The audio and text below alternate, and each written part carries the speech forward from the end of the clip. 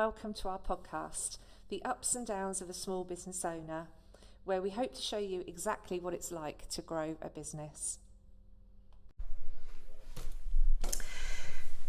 So I'm here today with Rachel Collar, who's the HR Director, stroke rock star, owner, charity trustee, a NED, and just someone who's really open and honest is the impression I got. Is that how you would describe yourself? Oh yeah, I'd take that definitely. I'll have all of that and more. Yeah, absolutely. I think that captures me really nicely. Thank you. Oh, good.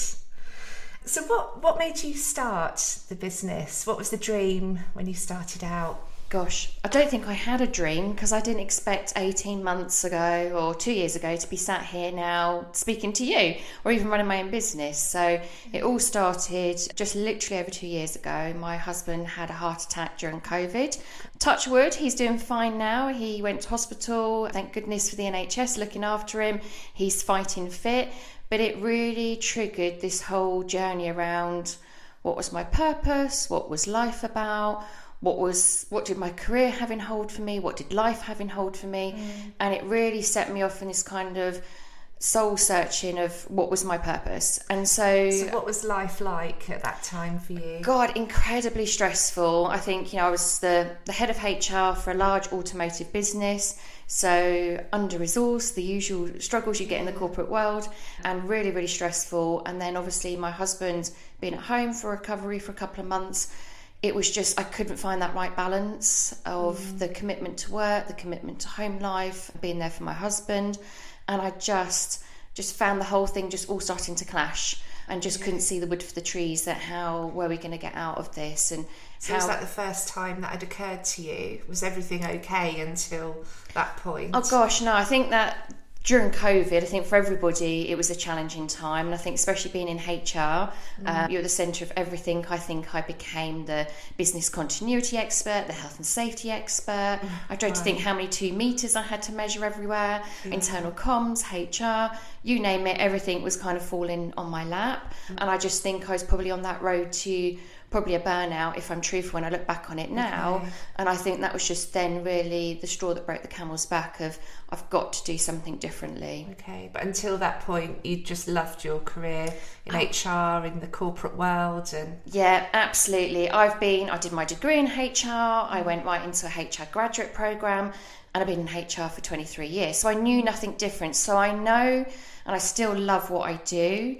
I'm like a stick of rock of HR, but I just wanted to do it in a different way. And it was kind of exploring how was I going to do that in a different way. So that's when I then kind of did a lot of research, listened to loads of podcasts, watched lots of webinars, read self-help books, asked people who had done it and been successful, people that hadn't, friends, family, strangers, you name it, thinking, I'll get these two camps. One half saying, yes, do it, live your dream. The other half going, no, it's a bit scary, leaving the corporate world, your pension, your benefits, your holidays. But not one person said stay. Everyone, even those that know me quite well, who are probably quite cautious themselves, not risk takers, even they were saying, do it. What have you got to lose? Give it a try. If it doesn't work out, then, you could go back to the corporate world. And I just thought, I don't want to live a life of regrets. I don't always want to think, what if? Because I'd, for many, many years, always wanted to run my own HR consultancy. Okay, but so it's something always in the back of your mind. Absolutely, but I always thought I just didn't have the confidence. I thought, was 10 years enough in HR? Was 15 years enough? Was 20 years enough? Always thinking, why would they buy from me? Have I got enough experience? So real confidence. Syndrome. Absolutely. And I still suffer from that today. And I think when people sort of meet me, they'll say, you're really confident, you do this, you do that. My God, if I've been to a networking event, a couple in a day, I'm absolutely knackered the following day. I have to kind of build up so much energy for those sorts of things that it's not my natural place. It's not the world I've come from. So I have to find those behaviours that don't come necessarily natural to me because I'm operating in a very different world 18 months later. So are you enjoying those different things, pushing yourself out of your comfort zone? Absolutely. I think for me, I've learned more in 18 months and grown both personally and professionally than I have probably my whole HR career, or certainly the last 5 years, I would say. I felt I was getting stale because I can do the HR with my eyes closed. But learning things about marketing, sales and networking. I mean, that's like an underground movement I never knew existed. So all these things I've uncovered, and I've learned so much along the way, and I learn every day, and it might be something really small, really little. You know, I want to set myself my goal of doing my own website. That can't be hard. I can use WordPress. It took me half a day just to create a page that said website under construction. But all of those things I need to know the basics. So when someone talks to me about, you know, a website and SEO and Google Analytics, I now understand it because I've had a little dabble. So I like to know everything and at least the basics. So when an expert will talk to you, you understand it. So it's been an amazing part of the journey, just learning constantly, and careers that people have, jobs that people have that I didn't even know could exist. And everyone has a journey, and that's the bit I love learning about. Yeah. And I think there's something about choosing to do those roles. So I think for me, if in my corporate role, if someone had said to me, right, Catherine, you need to go out networking now, I said, absolutely not. I'm not doing that. But actually, also that's still my default. It's a bit different now for my own business. And actually, you're right. I like pushing myself, but that's my decision to do that rather than someone else telling me. Yeah.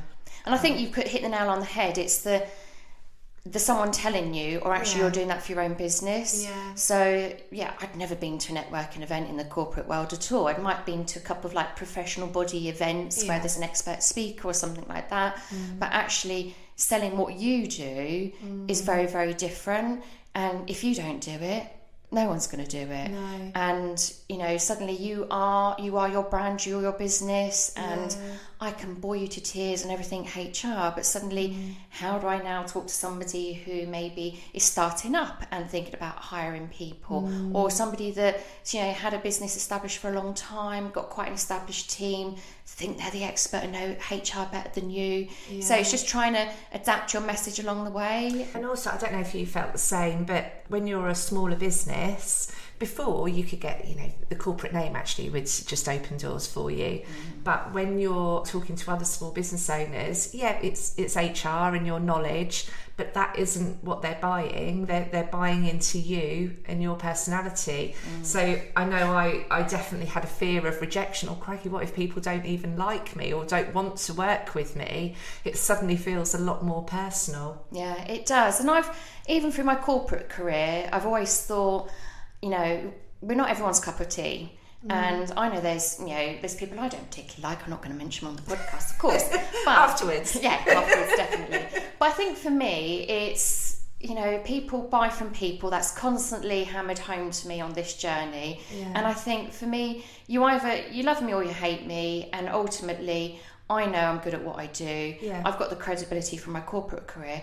But I almost felt at the beginning that didn't count for anything. I felt almost if I had to start from scratch again and build that brand around me as an individual. I didn't have to do that in the corporate world. It just, if I had the experience, I had the qualifications, you kind of got the job. But now having to kind of really demonstrate your return on investment and all of that stuff to go with it, a very, very different space. It's different, but somehow it's strangely more satisfying, isn't it? Because when you do deliver, you know it's because of you. And the thing that's really different in the corporate world, you are either recruited to the organisation or a managing director or your boss inherits you because of the previous incumbent hired you, so you may not get on with them. So HR is you're told what to do. Whereas in this world now, I feel people come to me because they want my help. So rather than, it's you telling us how to do everything again, they're actually seeking you out because they want to do something quite proactive. And so I carefully select my clients, I would say, because if you generally care about your people, absolutely I want to work with you. If you just want to hire and fire all day long, I'm not the HR consultant for you. No. And it's a lot more rewarding, isn't it? If you can work with people that you really like, suddenly it doesn't feel so much like work. It's almost like, would I want to work for this client? And that's the kind of, and absolutely, I'd love to work with them. They're an awesome employer. They really care about their people. They want to see them grow, develop, thrive, do really well. And that really, really drives me in what I do, rather than these people are just a waste of time, they don't bother, they don't put the effort in, we don't do this, we do the statutory minimum, we pay the barest minimum we can get away with. I've been there and done that in the corporate world, in the hire and fire. I've worked some real beasts of companies many, many years ago. I don't want to work with businesses like that again. And there's definitely a space for them, and there's consultants that can support them in that journey. But me, it's definitely about how can I help you get the right people, keep them, and make sure they grow, develop, and help your business ultimately to survive and thrive, really, is what I'm looking to help businesses do. Yeah, and I think David and I were both definitely like that when we started. We had to know, there were loads of areas that we had no expertise in, like you were saying, the marketing, the website design, although David is a lot better than I am, but there was a need for us to want to do everything ourselves, to understand it. And now actually it's quite liberating to say, okay, we kind of know a bit, we know enough, but we're not experts in that. We'd be much better off getting someone else to do it. But then you're kind of then assembling like your team, or someone said to me, you're creating your village. So although we don't need to have an IT department or a marketing department or an HR department, but we can select the people that we want to work with to create this bigger team. Yeah. And it's like a team of experts where you're all on the same journey. And I guess we kind of do that in a finance way, and you do that in a HR way for other companies. I like the village analogy. I give it, mine is my tribe, and absolutely surrounding people that if I was back in my corporate world, where is my marketing department, my IT, all those things you say, that little black book of where are the experts I reach out to, because I know bare minimum to kind of just get me by, but actually knowing, and like you say, it is quite liberating then to be able to hand it over to those experts, because you've built that basic knowledge, and now you've kind of got to know people through networking or referrals that people have made to you, that you start to build that kind of that team, that tribe around you, which is really nice, because you can, I've taken time to cherry pick, but because ultimately I don't want to surround myself with kind of that negativity that some people can and pull you down quite quickly. And in this world, it can be quite isolating at times. I mean, a couple of weeks ago, I think I hadn't been out or networking or really spoken to anybody outside of my house for about 3 weeks, and I was really feeling it at that point of thinking I actually really need to speak to some other human beings and make some connections. But I'd gone into kind of hermit mode, and I do that every so often because I'm studying as well at the moment as well, so it's kind of head down, cracking on. But that realisation of oh my God, I've not spoken to anybody. Yeah, it's scary actually, isn't it? It is. And you can, and that's why networking, even if it for me is just going on like a virtual event for an hour, just to get that social interaction, chatting to other people, you always learn something, and people will share similar experiences that you can absolutely relate to. Yeah. We had that in COVID, so we managed to work, I think we were only a team of 3 then. We could work from home, but gosh, very quickly, it's amazing, even though through all the technology, and you say, we can WhatsApp, we can do Zoom calls, we can talk on the phone, it's not the same. No, I wouldn't do a Zoom call to say, did you watch I'm a Celebrity last night? Or, just the little silly things that you talk about, or just noticing, you don't quite look yourself, is everything okay? It's those water cooler moments. I think they're the things I really missed, of having those kind of chats just generally about what's going on out in the world, or what watched on telly the night before. But also for me, when you're managing a team, that they, even though they might necessarily be talking to each other and they're working away, they can hear things that are going on and conversations, and they go, I spoke to that manager earlier. Oh yes, they came to see us about X, Y, Z. And it's that kind of that jigsaw element of kind of putting the pieces together. And especially for me, when you've got new people in the team as well, of they're learning, they're developing, they're growing, and becoming part of that culture, the organisation, the team. And I've definitely found, since running my own business, that working with SMEs, that most of the clients I work with, actually very few do actually hybrid. Majority of them want employees in the office all the time, purely because one, you're a small organisation, but that learning opportunity, that social element, being together, supporting one another, that's become really important. But that's been really hard for me when I've been trying to recruit for these clients, that candidates, most of them don't want that. They want hybrid, they want the flexibility. And that's been really hard, convincing some SMEs that you're going to have to think slightly different about this, because it almost will cut out such a chunk of the candidate market if I turn around and say to, especially a younger candidate, oh, you're going to have to be in the office Monday to Friday, 9 till 5. It completely puts them off straight away. Okay. Yeah, we found that to a certain extent when we were hiring recently. So we started off saying, look, at least for the first 3 months, we need you in the office all the time, just to give you as much input as possible. After that, sure, we can work flexibly. But in reality, we don't want you working from home more than 1 day a week. And most of them, I guess because we were really upfront with it, we didn't have the people like, oh, actually, no, I only want to work from home. But most of them were like, actually, yeah, that sounds good. Just to, I mean, they could have any day off they wanted if there's a reason to be at home. But really difficult to have a team culture and a feeling of one team when you're remotely, and organisations that do it, amazing. I don't quite know how they do it.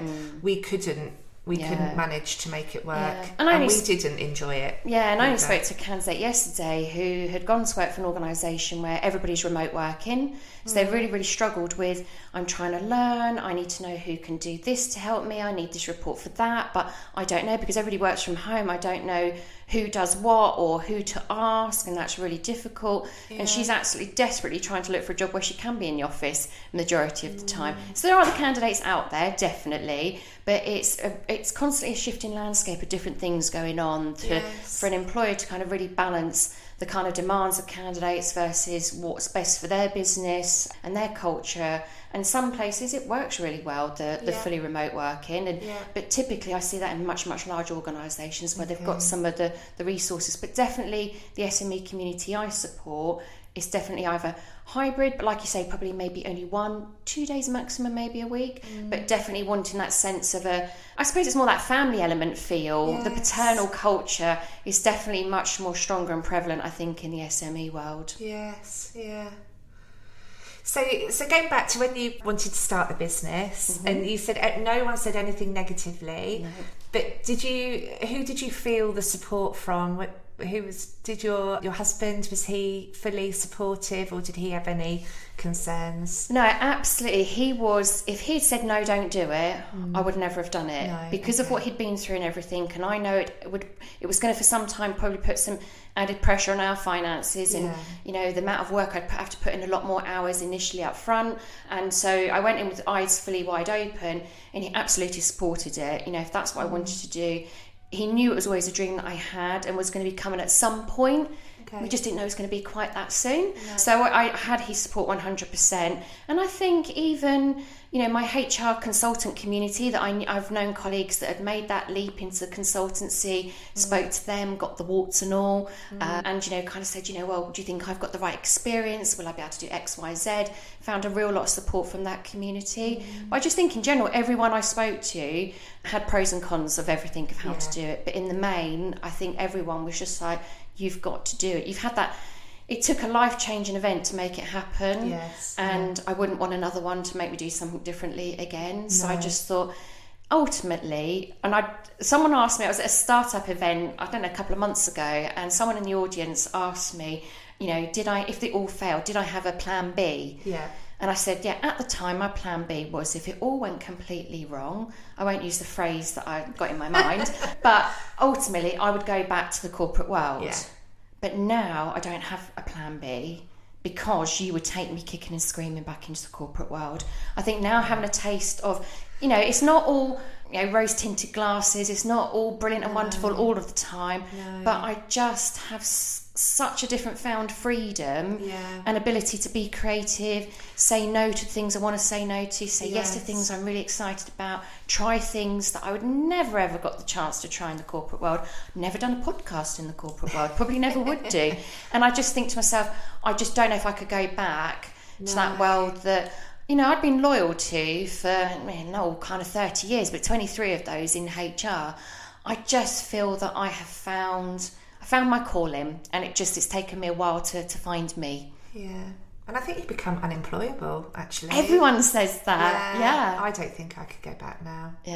And I think obviously the longer you're away from it, the harder that would become. Ultimately, I'd never, it's there as a comfort blanket if ever I got into a situation where I would have to go back. Yeah, you but could. I'd be going back to something very, very different. I Yeah. wouldn't go back to what I'd done before. I would look for something very different from employers in terms of values and all of those things. But, you know, I'd probably niche in something. I probably wouldn't do, you know, or go into a senior position. I'd probably do something part-time and quite different. But that's not going to happen. No, good.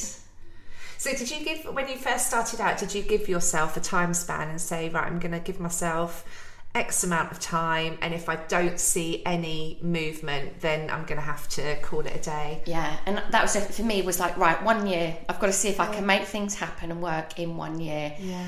Obviously, I know that wasn't necessarily realistic at the time, but the first 4 months, I was like, right, not going to stress about getting clients. I want to get my head around this, learning to know how to run a business. Networked my socks off for about 4 months. Absolutely exhausted by the end of it, by kind of the Christmas. And I just thought, and then started to see things really turn around. And I've only had that one moment of oh my God, what have I done? It was the first Christmas. So after the first 4 months, I started in September, that December, I kind of woke up over that Christmas period and thought, oh my God, what have I done? Have I done the right thing? Was it all a quick rash decision? Yeah. Do I go back to the corporate world? Yeah. And that soon went. I think it literally lasted a day, and I haven't had that since. Because I think it was that still, I'd learned so much in 4 months. I kind of almost exhausted myself with networking that I kind of thought, I can't continue to do that for another 4 months. But how do I kind of get the best from it over the next kind of year moving forward? That's so funny. We had exactly the same thing at 4 months. And I remember sitting down with David and going, we either have to take out some finance or we just jack this in. Do we believe that we've got a business that is going to survive or that we want to work for? And I think we almost needed to come to that crunch point, and both of us said, yeah, absolutely, we're carrying on because we know this is going to work and we're really enjoying it. And we never asked that question again. Yeah. And so I haven't, and I hope that stays the same. But just because I just think it's just opened up so many opportunities that I would just hate to turn my back on any of that. And for me, you find other ways to be creative, find different ways of what you're doing, how you can deliver that differently to different clients. You know, there's a lot of customization that I do in particular to support them, you know, businesses on their journey and what that looks like. So yeah, hopefully, maybe it's a 4 month itch maybe, and hopefully I won't have another one of them. Maybe it's a phenomenon, I don't know. We might start something. Yeah, I think at that point, kind of certainly for us, like the initial excitement was kind of the reality of, oh, okay, actually we have got bills to pay here. What are we going to do? But sometimes you just need that type of motivation. If it was too easy, you wouldn't work that hard. Yeah, agree with you completely. And I think that's why that crunch point with me was Christmas. So it was kind of down tools. It was really quiet, and that was me just thinking, oh my God, I've finally stopped from all this, 4 months of madness, a whirlwind, really long hours, suddenly just stopped and thought, oh my God, have I done the right thing? But hopefully that was just the one-off. Yeah, I definitely think it is. And that's human nature. If you didn't ask those type of questions, then you're not really tuned into what you're doing, I don't think. Yeah, I agree completely.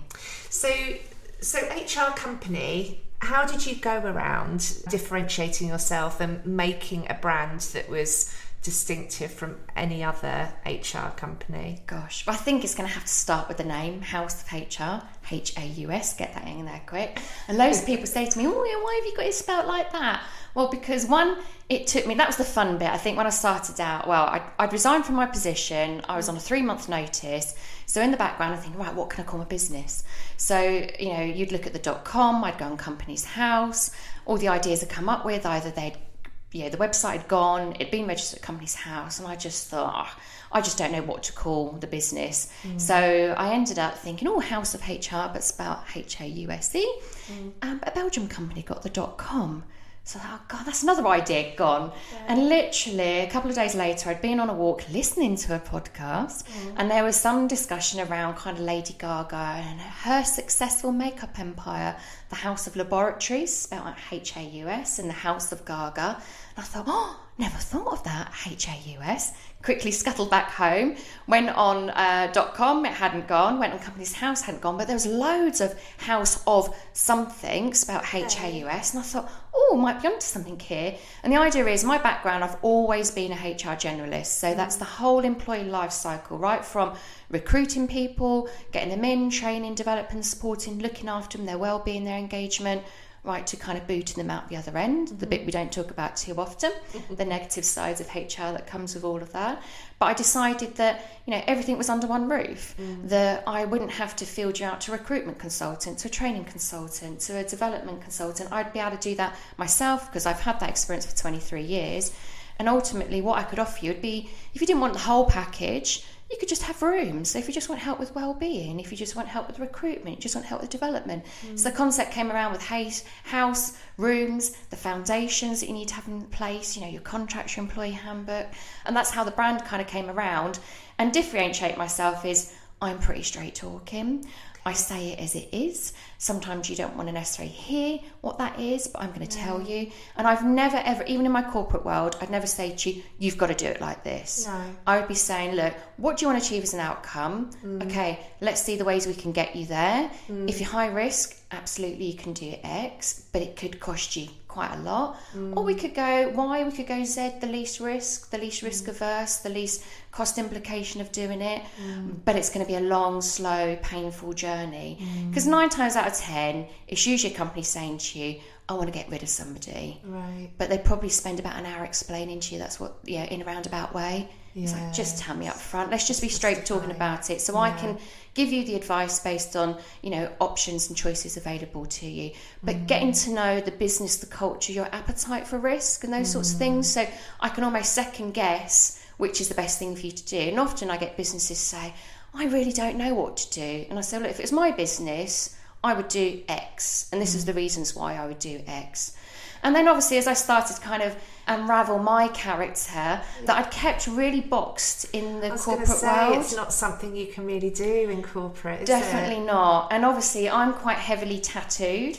So I recently kind of did posts about it, wrote a blog about it. And people that had worked for me for years, known me for years, didn't even know I had any tattoos. Right. Because I'd really kept that all uncovered. So then I started playing around on purpose. On purpose. I think it was for me, I think being in HR and starting out many years ago, you know, dress codes are really quite archaic. Even tattoos probably weren't even mentioned in them then because they weren't as popular as they are today. No. And I think I'd come to a position, you know, where you're almost kind of the internal police in an organisation. I thought, I need to lead by example, and I better not show that I've got any tattoos. And I knew based on some people's news. So I started getting loads of stuff done on my back because my theory was I could cover it up, you wouldn't see it. But I couldn't see it. I couldn't enjoy it. So that's why I've got some really random tattoos on my back, because I just started, the collection grew and started from there. And I just think it became, the more senior I got, I think the more conscious I became and the more I covered up. And in particular, I mean, I've got a full sleeve, I've got a chest tattoo, and that for some people is quite, a bit out there, you know. I get comments about, you know, you're out of prison break. But for me, so I've always covered up in the commercial world. I still cover up a lot in this world, still a lot of people don't necessarily know. At a summer networking event, you might see a little peek, but I'm still not going to be in your face over it, because I'm not even like that outside of work. I'm not going to, you know, run around in scantily clad clothes, not want to make people ever feel ill and sick, but, you know, I'm still very professional in that output, but it's being able to talk and share about these things. And the thing is when I did a LinkedIn post recently, I had people in the HR profession privately message me around, you know, it was really great for you to write that, and I feel that I can't do it for these reasons. They were people that understood why I'd done what I'd done, when I think there was other people that couldn't get it, that why had you covered up for so long. But definitely my profession could kind of appreciate why I'd been like that. But they didn't put a public post. No, support. Exactly, because your colleagues are going to see what you're writing about. They're not confident to write Isn't it. Amazing in this day and age. It is, and stigma. I think for me, it was a really sad state of affairs that people had to private message me because they felt they couldn't do that. So I almost felt like I'd had my wings clipped for so long, and now it was like, actually, I can write about what I want without the corporate social media police Yes. coming down on me like a ton of bricks, because that doesn't reflect the corporate brand. Right. And ultimately, if you don't want to buy my HR services because I've got tattoos, because I choose to wear my art rather than hang it on the wall, then hey, you know, Oh my goodness. there's much more to life and worry about than that. Wow. But then I started playing around on LinkedIn, you know. Yeah. I joke around that I'm a HR rock star. I don't take myself seriously. If people think, oh God, you know, she's above herself and all that, seriously, it's kind of a bit of a So poke do in you the sing face. then? Is that what you mean? Absolutely not. You do not want to hear me sing at all. I love music. I love rock music. I love grunge. I really, really love my music. And I just thought the tattoos and that. And then people started saying to me, oh, why are you not the HR rock star anymore? Yeah. And I thought, oh, because of a comment somebody made, but that's how I remember you. And it's like, okay, I'll add it back on. And it's just stuck. And so I decided, right, I'm going to get the .co.uk. I'm going to make sure that if I want to milk it, I can milk it. So I just stuck with it. It's definitely memorable, isn't it? Absolutely. And I think it's just, and I should really remember his name, but I don't, so shoot me down for not remembering. But a number of years ago, there's a guy out in the US is all about, you know, recruiting your rock stars. Now, some people really hate that phrase, a bit cliche, but it is about, you know, who are those stars in your business? Who are the people that you kind of want to grow and develop? And that's how I kind of thought, oh, that's kind of the rock star element I had in my mind. And I thought, let's just bung HR on the front of it as well. So, but now I have a bit of fun with it along the way. And I hopefully... it shows people that I don't take myself too seriously. No. And again, hopefully loads of HR people aren't going to listen to this from the corporate world, but HR people can be really quite boring. I think it's hard, isn't it, in HR? Like, because you've got to, there's rules that you have to follow, isn't there? Yeah. And I think you get kind of bogged down in, you know, being that internal police function of kind of almost kind of be the party poopers, because the policy, the fun police. The fun police, I've been told I'm the fun police. The policy says this, the law says this, you can't do that, you can't do that. Absolutely, you can do it, but as long as you set the risks associated to it. And I think that's where my approach will be, for some people, quite different. They're probably used to somebody telling them, you must do it like that. And I'm more of a, you can do it like that if you want, but there's other ways of doing it, and let's look at some different options for you. And it definitely depends on the culture of your organisation. One size doesn't fit all. No, and I think there's a completely different emphasis for an SME. You know, you're nothing without your people. That they're so much more important than in a corporate, I think. Definitely. You're not, and that's the thing. I think in the corporate you'll easily become a number. Yeah.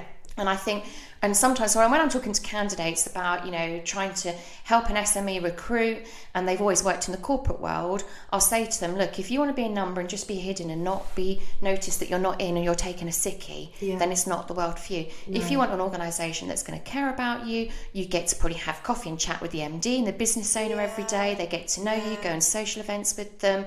You know, you really feel part of that family. Then it's a great environment for you. And I actually think that even SMEs make a real conscious effort to develop people, to think about succession planning, because ultimately you can't keep hiring people in all the time. And actually, you've got the talent in-house. How can you grow and develop them to future-proof your business? So I definitely think SMEs are really attuned to that a lot more. The corporate world thinks they are. They say it because it's a tick box exercise, but I think the reality SMEs are better at doing that. Yeah. And the main difference for me was just trying to, even working in other small companies, being able to affect change was so important to me. Oh gosh, and a good example of that, real nail on the head here, that when I wanted to recruit for an organisation, recruit in my last corporate role, I'd have to go through 8 layers of approval, right up to board in the other country where headquarters was based, and that could take several months. Oh my goodness. And I'd be like, well, wait a minute, the person left 2 months ago. We've now got to go through the recruitment process. That person will be on a notice period. By the time they come in, we onboard them, train them, they become effective. The time, you're looking well over a year before things even start to have an impact or make a difference. Whereas in the SME world, you're talking to that decision maker, the one that holds the purse strings. Yep, let's make that happen. You know, we don't have to go through 8 layers of approval and all different forms that have got to be signed off. You just don't go through that. And for me, just that agility, and I think this is where SMEs don't realise, compared to the corporate world, massively to your advantage is that ability to be agile, that you can move and change to the market demands and needs so much quicker. Corporate world, try and arrange interviews, there might be 3 stages, you've got several managers who've got to get involved, get their diaries together, whereas like a candidate, I want to get interviewed, can you guys see a Friday? Get it booked in, great. As simple as that, rather than we can't get all our diaries together for another 3 weeks. Candidate's gone and they wonder why. So and you just overthink everything. I think you just have to be comfortable with, do you know what, we're going to make a decision. It may be right, it may be wrong, but we've done as much due diligence as we can. And sometimes you just have to go with your gut, don't you? And I was told years ago, in HR, never listen to your gut. Absolutely listen to your gut. I always do. But how do you quantify that gut feeling? So what makes you prefer that person over the other person? And it's almost kind of, almost rubber stamping that gut feeling and using different things that help you do that. But I always tell everyone else to do that, but I'm not very good at doing that myself. No, I know what you mean. So what has been your biggest failure and what did you learn from it? Oh, biggest failure. Really good question. I don't know. I think when I started out kind of networking, I think not necessarily call it a failure, but I just entered a world I had no idea about. So turned up to a virtual meeting, you've got to do a 60-second pitch. A 60-second what? And I just remember the ground opening me up and swallowing me up. And I just thought, I can't do this again. Can I find another way to do it? Can I find one where I don't have to do a pitch? I don't have to talk about me. And I think that's the thing I found the real hardest of starting the business, was just to try and find what worked for me, because I got to the point where I was trying so many and I just couldn't find anything that really connected with me, that I enjoyed, but I knew I had to do it. It started to feel like a necessary evil, and I didn't want it to feel like that. I wanted to enjoy what I was doing. So absolutely, I've done loads. I've dive bombed, they've been awful. I've come off them and thought, oh my God, what did I speak about there? It didn't make any sense. I forgot to mention this, I forgot to mention that, I forgot to ask this person this, forgot to connect with that person, forgot to write that information down, forgot to download the Zoom chats, so I haven't now got the details of everybody on the call. So all of those things they're kind of like little failures along the way, I suppose. And for me, it's been finding that, we go back to talking about the village, the tribe, it was about finding that network tribe for me. So lots of trial and error along the way. And I think I've had to find what I like, rather than people making suggestions. I've tried everything. So I've tried all the different sort of subscription models, the casual informal ones, online face-to-face, so I can make up my own decision. So loads of people up front were giving me lots of advice and decision. Don't try this because of that. Don't do this because of this. And I just thought, no, I can't take what you're telling me. I need to find out for myself. No, it's like chemistry with people. Although it might look good on paper, it doesn't necessarily work in real life, does it? And absolutely, some of them were dive bombs, and I walked away from them thinking that was a total waste of my time. I'm not going to get those couple of hours back. But now I know not to do that one again. Or I know it's not for me. They're not. We just don't connect, we don't gel. That's been really important for me, especially because I enjoy networking and I wanted to be in that place. I just think it takes a lot of trial and error to get there. And I wonder, actually, if you revisited, not all of them, but some of the networking that you did initially, you probably would enjoy them more now. So I know when I first started doing it, I definitely wasn't being me. I was being a version of me that I thought people would want. So they've got a view of an accountant. Well, this is my accountant persona, and actually people see through it really quickly that you're being insincere. But you have to be comfortable enough with yourself and your business, and almost have it proved to you by having your first clients that actually, I am good enough. And that's a really good tip, actually. I've not thought about that maybe some of those that absolutely, I thought, oh my God, what have I done? Or I was absolutely awful on that networking event. Maybe I should go back and revisit them and actually see if I have a different experience. Not all of them. Oh, definitely. No, I wouldn't have the time. But some of them you just know as a gut feel, that's not for me. But it'd be interesting, wouldn't it, to show up again? Because when I started out, it was only because it was during COVID, networking was only still virtual for me. So it was good. Well, we ended up, it was a couple of months then later before it was kind of then face to face, but then everybody was quite anxious and there wasn't huge volumes of people at events, as people were telling me that were pre-COVID. And then we got the kind of, the wobbles again at Christmas with that COVID in 2021. And almost, I would say then I probably didn't, so I started launching September 21. I probably didn't fully get into face-to-face networking until probably the March 2022. So March last year was really probably the first time I got into the swing of doing the face-to-face as well. And I've not looked back. No, I couldn't. I struggle with online. Anyway, it's got its pros and cons. It's okay, like it was a tool, but I would much rather see someone. Yeah, I mean, it's definitely, for me, it's got advantages in terms of that time efficiency. I still win work off online networking events, and I like the ones where that it complements the face-to-face as well. Yeah. So you see the people online, you see them face-to-face, and it's just that real nice connection that, I met you in a breakout room last week, and actually finally seeing them in person, we kind of laugh and joke about how tall, how little you are, or, all of those kind of fun things. It kind of, it's a nice icebreaker as well when you meet someone for the first time, that you've already met them probably at a virtual event.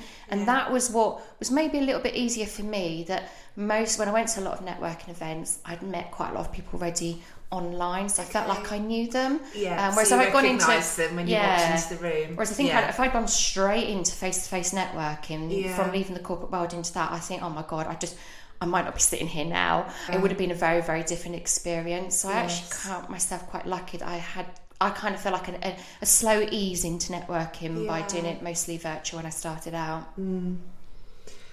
So what was your biggest success? Biggest success? Oh gosh, I've got to say, however cliche it may sound, is winning my first client. Yeah. And I think I literally come off the phone to them. I was at home on my own, and I just burst into tears. I was like a proper big girl, and it was so emotional, because I think all that hard work you put in. And because I'd set myself that goal of, right, I'm not going to worry about getting clients in the first 4 months, take some pressure off, just enjoy the journey. Yeah. The fact that I won them in my first month and from LinkedIn, it was like a double whammy. It was like, this is awesome. It does work. All the things people have been telling me, it's happened. Now I just need to get more of them.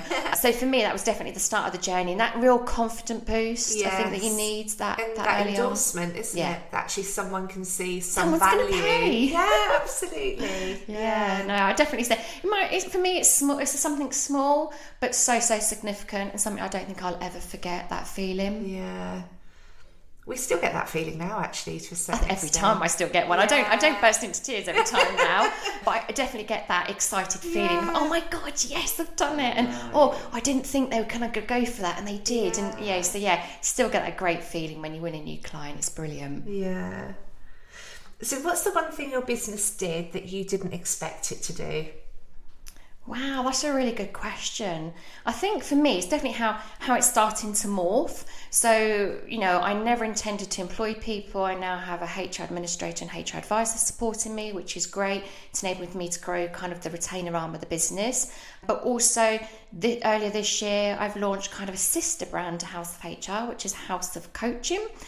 I'd never imagined that a year ago, even maybe 6 months ago, maybe 4 months ago.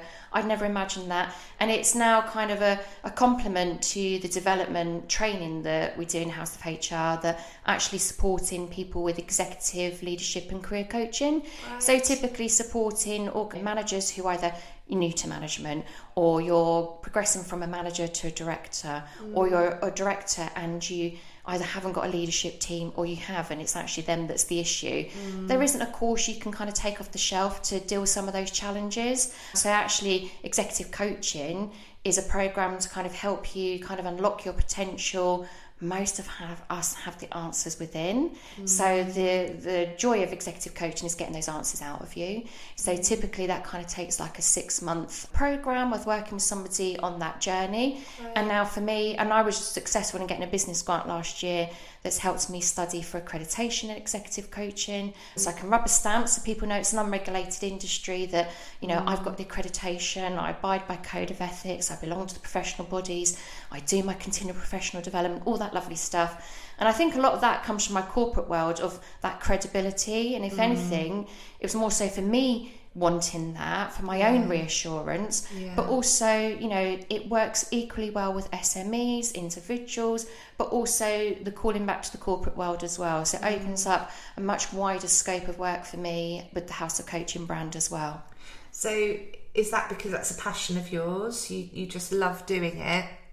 Absolutely. And I would say for about, I suppose, the last 12 years of my corporate career, I sort of reported into managing directors of organisations. And I think because of being in the role of HR, you naturally became their confidant. So whether that was about professional, personal, they would disclose a lot to you that other people in the organisation and their leadership team would not know. Or if they had issues with their leadership team, they would, you know, disclose those things to me. So I felt like I had a real informal kind of coaching role. And I thought, I love doing all of that stuff, but I need to kind of formalise it and learn some real more tools around it and get much more out of it. So I feel like if I hadn't done this, I would have felt like a little bit like a fraud. That, okay, I've got the experience, but I kind of feel I haven't got the, you know, some of the real great tools that are out there in my toolbox. Whereas now I absolutely feel that toolbox is jammed and overflowing. And now I feel that I can utilise that skill so much more, having gone through the training that I'm still doing at the moment, and hopefully, fingers crossed, will finish in October, just to reassure clients that, you know, it's like, you know, counselling is an unregulated industry, executive coaching is unregulated, and I want clients to know I've been through really rigorous training over kind of a year, 18 months, and I've got to abide by so many things to maintain that accreditation. And I think the interesting thing for me is in the SME world, I'd never ever heard of business coaches until 18 months ago, and, you know, there's lots of business coaches out there, or, you know, I'd probably say sort of business advisors and mentors, and they hold a different space. Absolutely, that's not what I do. If anything, I have those people helping me and supporting me on my journey, but I'm there to help somebody in the organisation who is transitioning or have challenges with their personal development as a manager, as a director. So it's very much about personal development coaching. It's not the space of business coaching at all. And I think trying to portray that message as being a real challenge. So I kind of feel now it's like my little bit of a mission to kind of educate, you know, not the whole world, because that's a bit ambitious, but certainly in the SME world, that there is a different element of coaching out there, executive coaching. And actually, it might not be for you, business owner, MD. It might be somebody in your team that's struggling. Maybe they used to manage that team of peers. Now managing that, they've got that struggle of, you know, they've suddenly stepped up into that new position. There isn't going to be a course for them to go on that's going to help them with some of those challenges, but they've got a safe space, confidential with me, that they can talk about those. They can, you know, come out of the comfort zone, think of ways of, you know, developing and addressing those things and how to go about it and be successful, and ultimately just be accountable to themselves. You know, they're not going to be accountable to me. They come up with the actions. If they do them, great, that's brilliant. If they don't, that's down to them. It's them that own that part of their development journey, and it's very much it complements other things you do in an organisation as well. I was going to say that, so it kind of fits in, doesn't it, with the HR.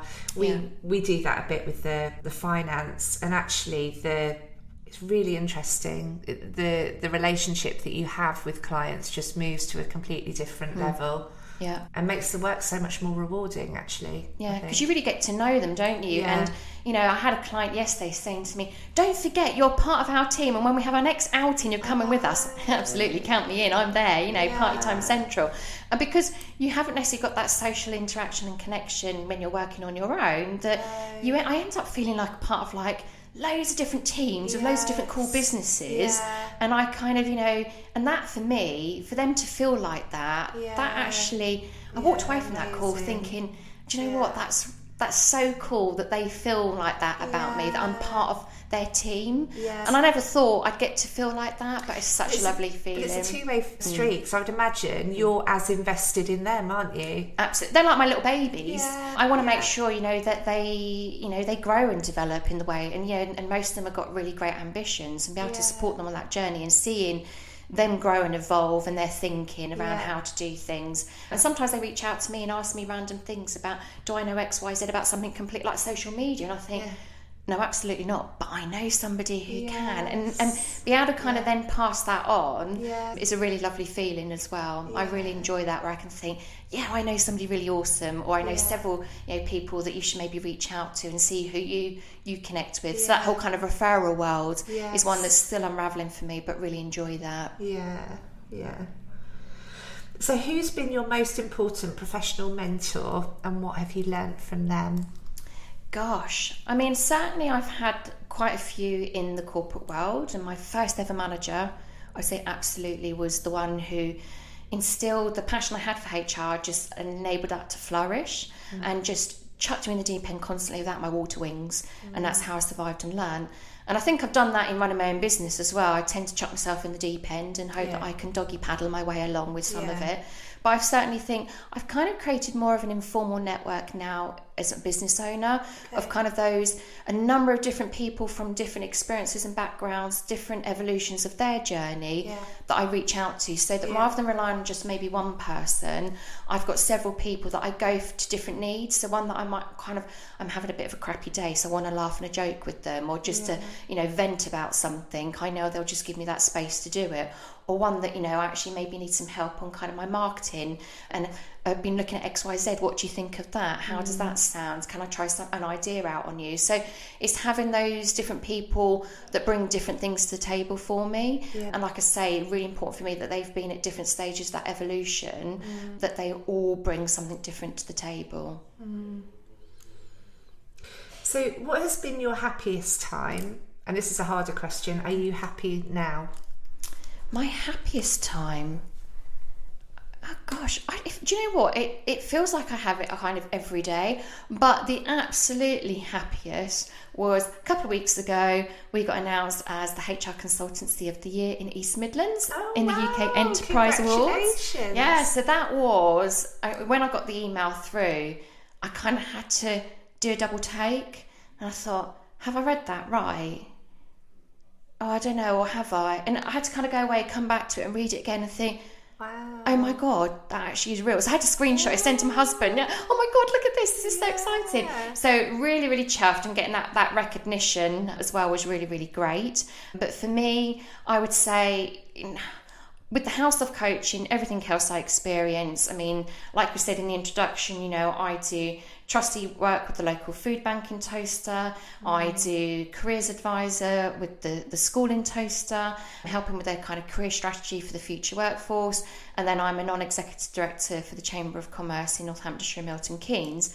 And people say to me, how do you find the time to do everything? I'm like, I make it happen, because one of the big things for me about running my own business, which I never ever got in the corporate world, was I love giving back.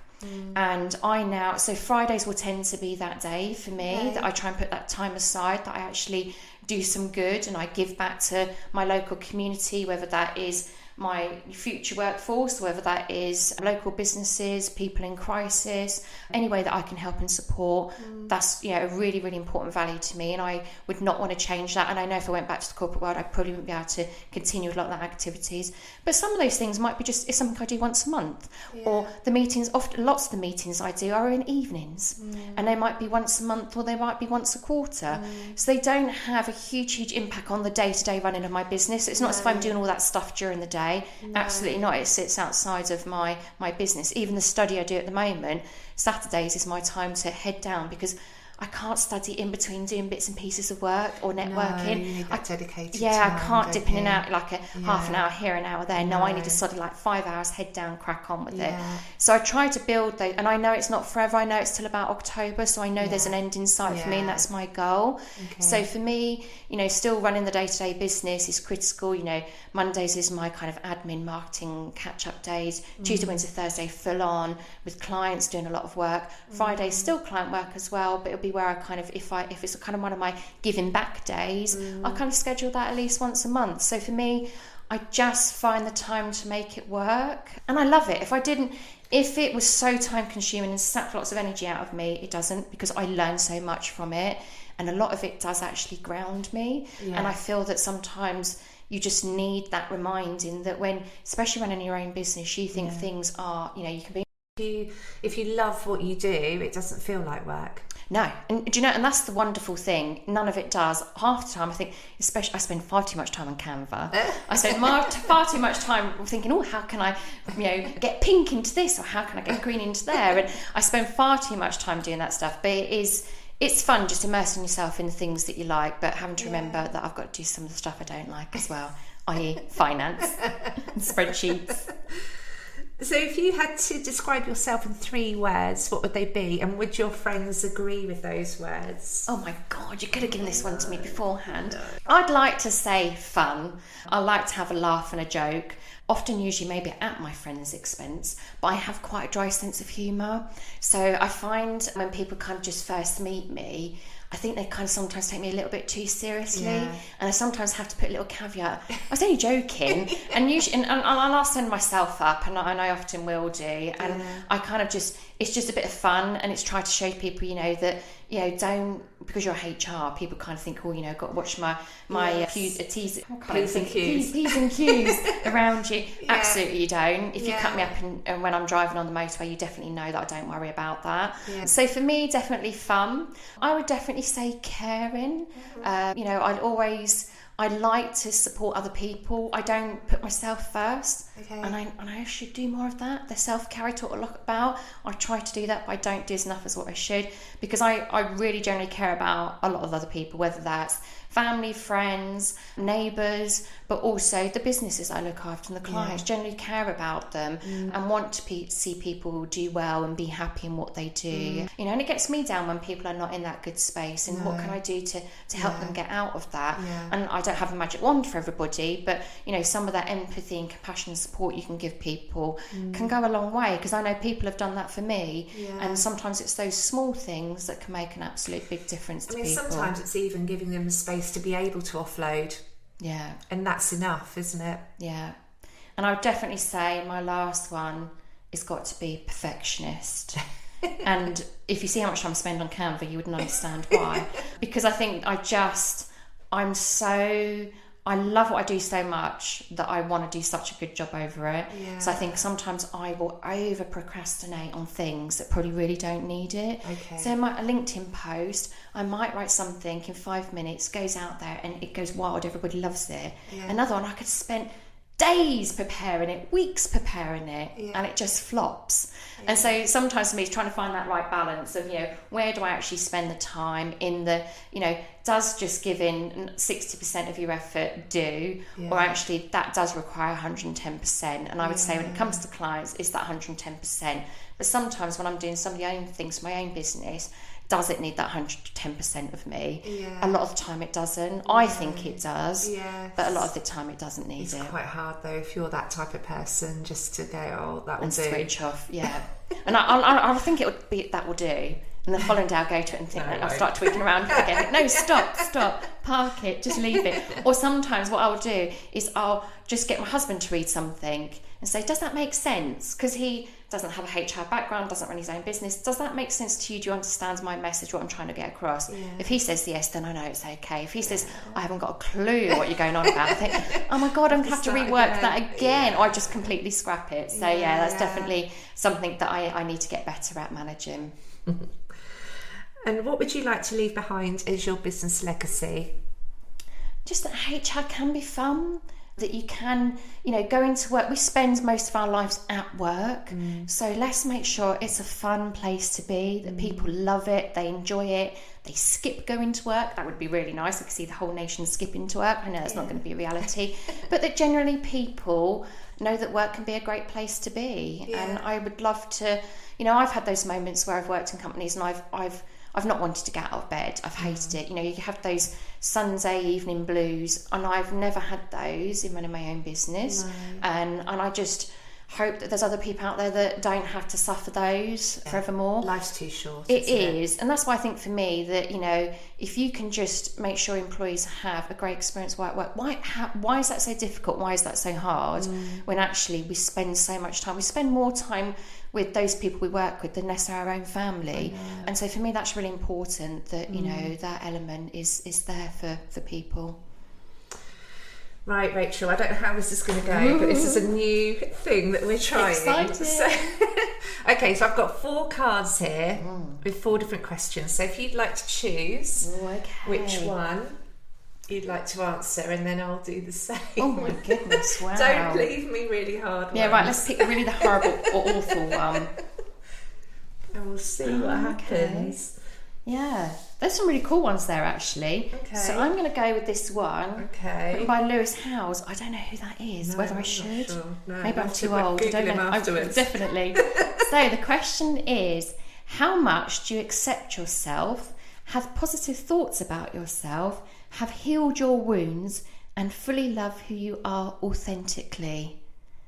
That's a big wow. And I think it comes back to what we talked about earlier around, for me, definitely my journey is about that being your authentic self, because I boxed that up for 23 years, and I'm still only on that journey now of unboxing, unpackaging that.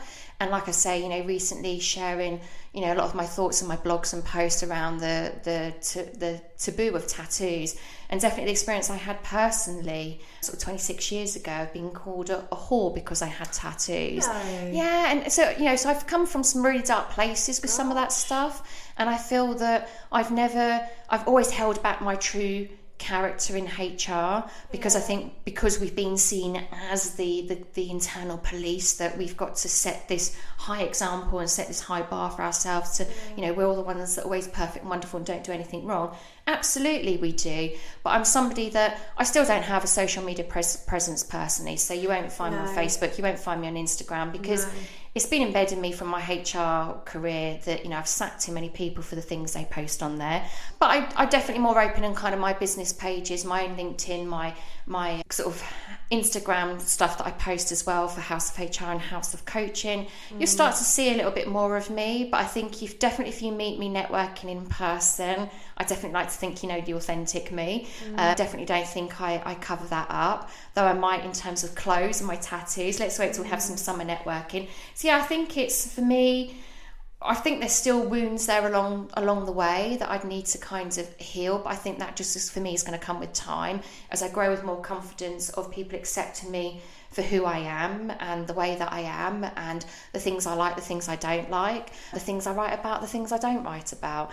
And I think for me it's starting to sort of really open up and, you know, play around with some of those ideas of how much of me do I want to show, do I need to show. But definitely I'm definitely on that journey at the moment, and it's been an interesting journey, but we'll see how it goes. So definitely still some more healing to do, I'd say.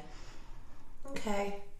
So you still sort of gauge an event or where you're going to see people, and you especially if I've not been before, especially if I think, because I'll always, even now, you know, if I go to a network event that I go to regularly, I always get kind of quite worked up, get quite anxious, think, who do I know, who's going to be there, when I walk in the room, will I be able to spot them straight away, you know, my little comfort blankets, which the whole point is trying to meet new people.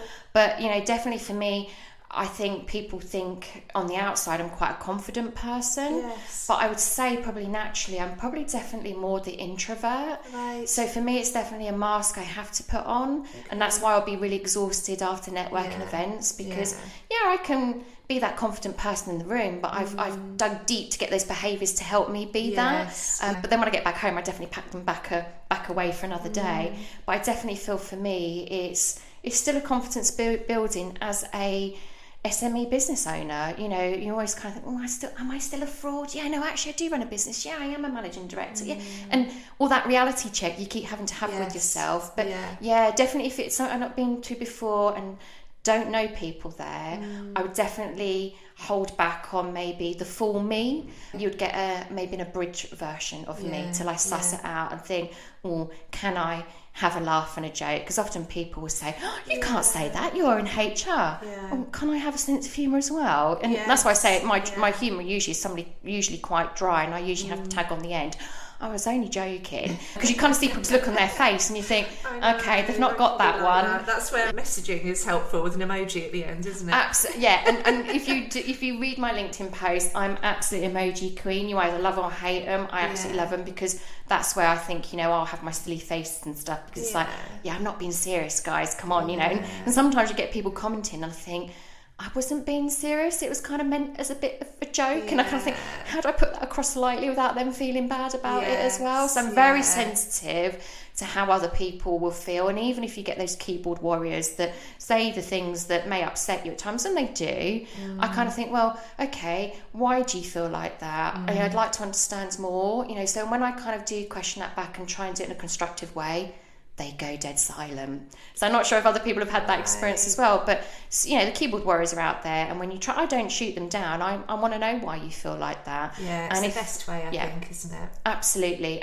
But I think sometimes I've let that get me down too much. It's so funny, isn't it? Because if you met those same people face to face, they wouldn't dream of writing the same comments. What really shocks me is that on LinkedIn, I sort of think, well, your colleagues, your manager, your organisation can see what you've written, and how the hell are you getting away with that? And you know, and you're hiding behind, you know, things. You know, where's the picture of you so I can comment on you and how you maybe look?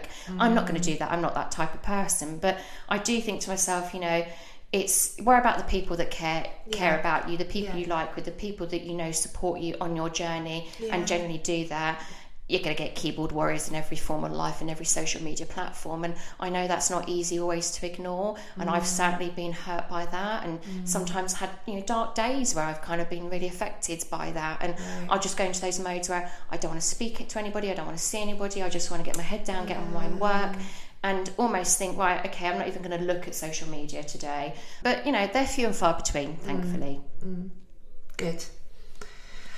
Okay, so a question for me. When it gets all too dark, this is from James Bay. I have heard of him. Absolutely, I have. So when it all gets too dark, what helps you find the light? Wow. So I've been doing a bit of work on this, actually, on myself the last few months. The things that help me, I definitely have a group. Again, it's that village thing, isn't it? But I have a group of go-to people that I know I can say anything to, and they will be honest back at me. And sometimes, you know, I'm not rational with what I think. I'm so caught up in the moment, and then I need someone else to reflect it back and say, I don't, you know, that's not right, is it? What other things do I like? Really like music. So that just instantly lifts my mood, listening to the music that I love, and it's quite diverse and isn't always appreciated in the office, actually. I was going to say, do you have a genre that you prefer? So not really, no. So it will go from, I love the musicals, I love Michael Ball. Oh my goodness, we would absolutely be singing our hearts off then if I was with you, because I'm such a musicals fan. Yeah, I love it. Love George Michael, love all the songs from the sort of the 90s dance, just because the thing with music, it transports you to a moment in time, doesn't it? And that's what I love, and just makes me smile. So I'm listening actually to podcasts and audiobooks now. I really enjoy doing that. So I enjoy, whereas when I was younger, I guess I got my light from other people. Sounds really cheesy. Now I can find the light within. Like I can find joy in my own company now, the way that I didn't used to be able to. Yeah, absolutely. And I would agree with you on that. You know, I'm quite happy with my own company, and I talk to myself quite often.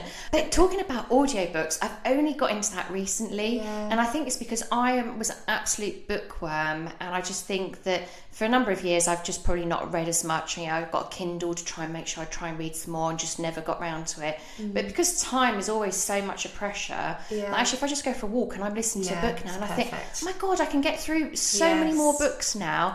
And if you'd said to me a couple of years ago, because it took me forever to get to a Kindle, because when I was a student, well, my first job when I was 15 was working for Waterstones, and I worked with them for 4 years, so I was a proper bookworm. So I refused a Kindle for many years against, you know, printed paper and all of that.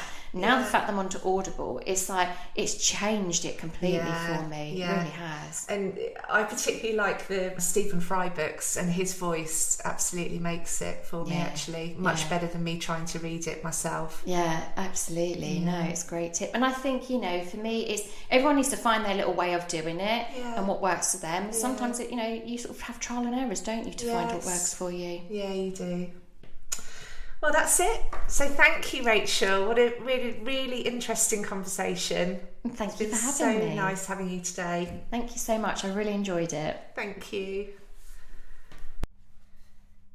If you've enjoyed listening to our podcast, please like and follow, and make sure to tag us on social media.